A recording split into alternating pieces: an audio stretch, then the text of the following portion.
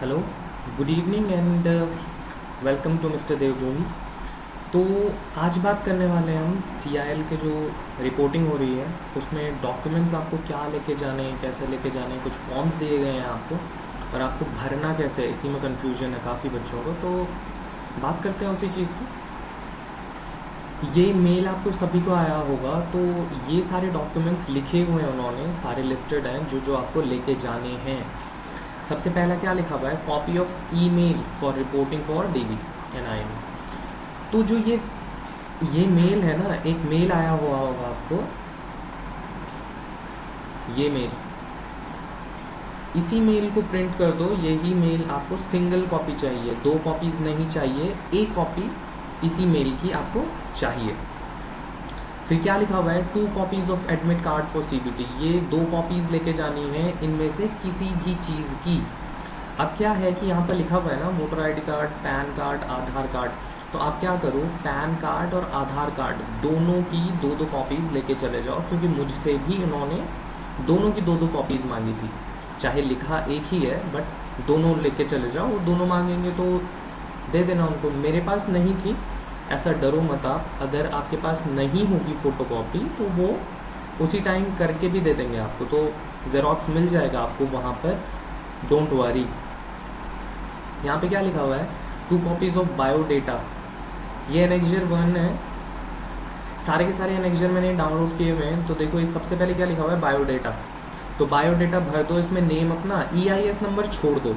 EIS number आपको अभी नहीं मिला है, जब आप एम्प्लॉय बन जाओगे सीआईएल के तब आपको ये एम्प्लॉय नंबर मिलेगा। फिर इसके बाद ये सब आप भर दोगे। नेम ऑफ कंपनी पोस्टेड छोड़ दो, वहाँ पर भर लेना बाद में। Date of birth, initial appointment date छोड़ दो। डेजिग्नेशन एमटी, मैनेजमेंट ट्रेनी, अब जो भी आपका कैडर है, जो भी आपकी ब्रांच है, वो ब्रैकेट में लिख दो। Present grade is E2। Discipline, अपना डिसिप्लिन लिख दो। फिर सेक्स, ब्लड ग्रुप, आधार कार्ड नंबर लिख दो। मैरिटल स्टेटस लिख दो। रिलीजन, फिर ये भी सेल्फ एक्सप्लेनेटरी है। क्वालिफिकेशन लिख लो। परमानेंट एड्रेस भी लिख दो यहाँ पे। ये यहाँ पे PO का मतलब पोस्ट ऑफिस है, PS का मतलब पुलिस स्टेशन है, डिस्ट्रिक्ट पिन कोड। फिर ये लिख दो, ये भी छोड़ देना आपको, ठीक है। CMPF number, marks of identification एक लिख दो, कुछ भी जिससे आप पहचाने जा सको। डिपेंडेंट्स, ये क्या बोल रहे हैं डिपेंडेंट्स में, डिपेंडेंट्स में वो लोग आएंगे अगर आपके मम्मी या पापा हैं। मम्मी पापा पे डिपेंडेंट होगी अगर आपके पापा की सैलरी 1 मंथ की 10,000 से कम है, 1 महीने की 10,000 से अगर पापा की सैलरी कम है तो ही वो आपके डिपेंडेंट हैं। अगर नहीं है तो वो आपके डिपेंडेंट नहीं है।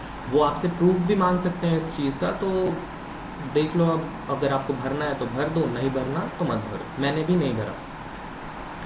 वहाँ पे जाके आप पूछ भी सकते हो, अगर मेरी बात पे विश्वास नहीं है तो। अगर आपके फादर की इनकम पर मंथ 10,000 से कम है तो आपके पापा और मम्मी दोनों आप पे डिपेंडेंट हैं।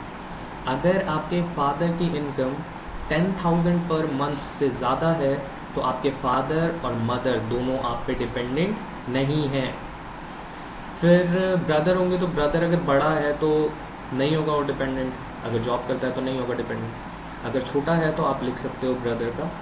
सिस्टर का भी लिख सकते हो, बट अगर सिस्टर मैरिड है तो वो आप पे डिपेंडेंट नहीं है। नॉमिनी, किसी भी एक को, अपने फैमिली मेम्बर को आप नॉमिनी बना सकते हो आपकी ग्रेचुइटी के लिए।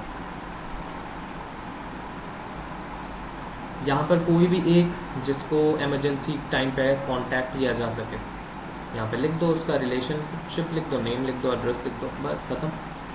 फिर ये यहाँ पर अपना सिग्नेचर कर दो और यहाँ पे छोड़ दो। ये एनेक्जर A खत्म।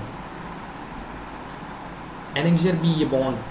अब लोग क्या कर रहे हैं, बॉन्ड का पूछ रहे हैं कि स्टैम्प चलेगा या नॉर्मल स्टैम्प चलेगा। कोई सा भी चल जाएगा। स्टैम्प बनवाना है स्टैम्प बनवाओ, नॉर्मल बनाना है नॉर्मल बनाओ, बस 100 रुपीज़ का होना चाहिए। ये सारे के सारे पेजेस प्रिंट करके लेके चले जाओ किसी भी नोटरी पे और उसको बोलो कि ये नोटराइज करवा के मुझे दे दे, तो वो दे देगा आपको। ये सारे के सारे प्रिंट करके उसको दे दो, वो खुद करके आपको दे देगा नोटराइज। यहाँ पे क्या लिखना है, अपना नाम लिखना है, फिर ये तो सेल्फ एक्सप्लेनेटरी है सब कुछ, ये छोड़ देना। Okay, appointment number and dated, ये दोनों चीज़ें ब्लैंक होनी चाहिए। फिर इसके बाद श्योरिटी। श्योरिटी कौन हो सकता है? कोई भी हो सकता है। श्योरिटी का मतलब सिर्फ ये है कि अगर if you are not able to pay this 3 lakh then he comes in to picture. Okay, बस यही ध्यान रखने की बात है। श्योरिटी कोई भी हो सकता है, आपका रिलेशनशिप में कोई भी हो वो आपकी श्योरिटी हो सकता है। यहाँ पे अपने सिग्नेचर कर दो, हर पेज में श्योरिटी के सिग्नेचर है और आपके सिग्नेचर है, पढ़ के साइन कर दो। यहाँ पे भी भर दो श्योरिटी एम्प्टी।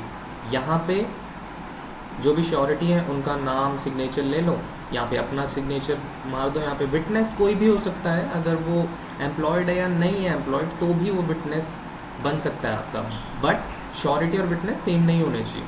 श्योरिटी अलग होगा, विटनेस अलग होगा। दो विटनेस कोई भी आप सिग्नेचर करवा दो उनके।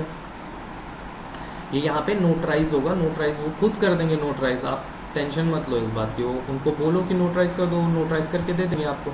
यहाँ पे क्या लिखा हुआ है? Signature and seal of a gazetted officer slash notary. तो नोटरी के पास आप जा ही रहे हो तो खुद कर देगा यहाँ पे, ये छोड़ देना है। एनेक्जर बी खत्म। एनेक्जर सी, ये क्या है?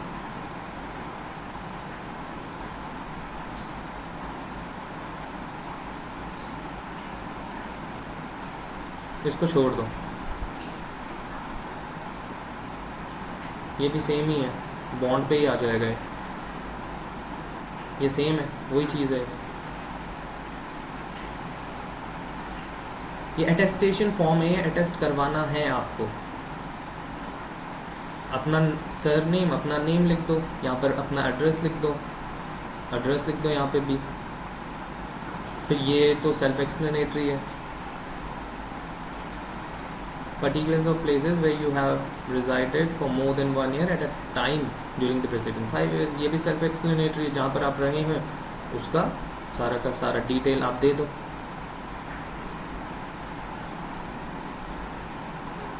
फिर ये भी सेल्फ एक्सप्लेनेटरी है।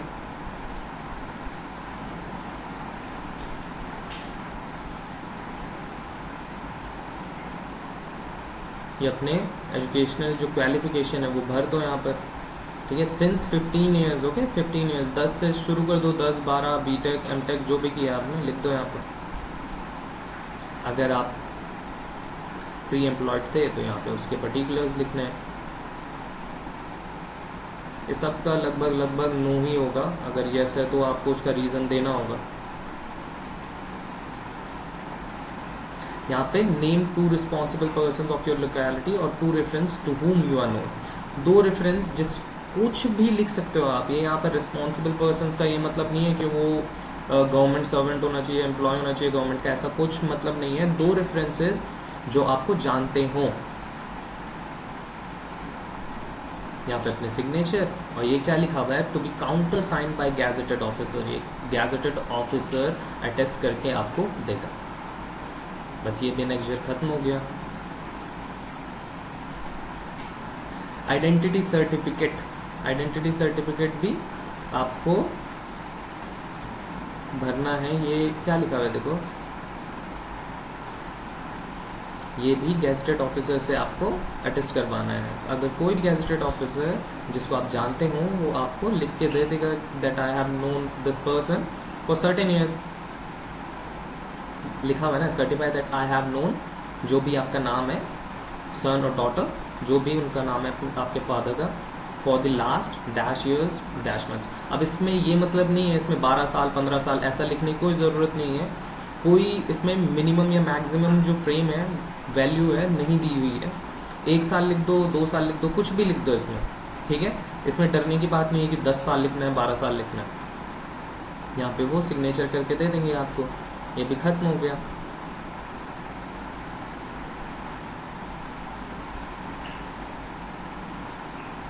ये भी आपको छोड़ना ही है क्योंकि आपको लेटर नंबर अभी नहीं मिला है। ये बाद में आपको वहाँ पर ज्वाइनिंग फॉर्म, वो सबमिट भी नहीं कर रहे हैं ज्वाइनिंग फॉर्म। ज्वाइनिंग फॉर्म आपको बाद में ही सबमिट करना होगा, तो ये ब्लैंक छोड़ना है। मैरिज डिक्लेरेशन फॉर्म भर दो आप, ये भी सेल्फ एक्सप्लेनेटरी है। what you are really, okay? So that I'm unmarried, widow or visitor, जो भी है ये भी सेल्फ एक्सप्लेनेटरी है। यहाँ पे अपने सिग्नेचर टैग।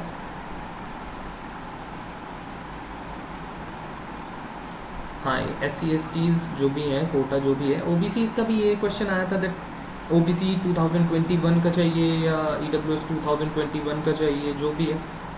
अगर आपके पास है, अगर आप बनवा सकते हो 2021-22 का तो बनवा लो, अगर नहीं बनवा सकते तो कोई हार्ड एंड फास्ट रूल नहीं है वहाँ पर, ठीक है? आपका पिछले साल वाला भी चल जाएगा। NOC का क्वेश्चन है कि NOC फिर से देना पड़ेगा या नहीं देना पड़ेगा। एक बार आपने NOC सबमिट कर दी तो बस खत्म हो गया खेल, एक बार ही सबमिट होती है NOC, दूसरे बार आपको सबमिट नहीं करनी। OBC का भी यही है, अगर आपके पास 2021-22 का है, जो भी है नया लेटेस्ट, वो अगर आपके पास है तो आप सबमिट कर दो, बना के दे दो। अगर आपके पास नहीं है तो पुराना वाला लेके चले जाओ, कोई प्रॉब्लम नहीं होगी। और वैसे भी वो लोग आपकी हेल्प करने के लिए ही हैं, कुछ भी होगा तो वो आपकी हेल्प करने के लिए ही बैठे हुए हैं वहाँ पे। आप उनसे बेझिझक बोलिए, वो आपकी हेल्प करेंगे। बाकी अगर कोई भी क्वेरी हो तो प्लीज़ कमेंट कीजिए, आई विल ट्राई टू, वैसे मैं आंसर तो कर ही देता हूँ, तो मैं ज़रूर आंसर करूँगा आपकी क्वेरीज।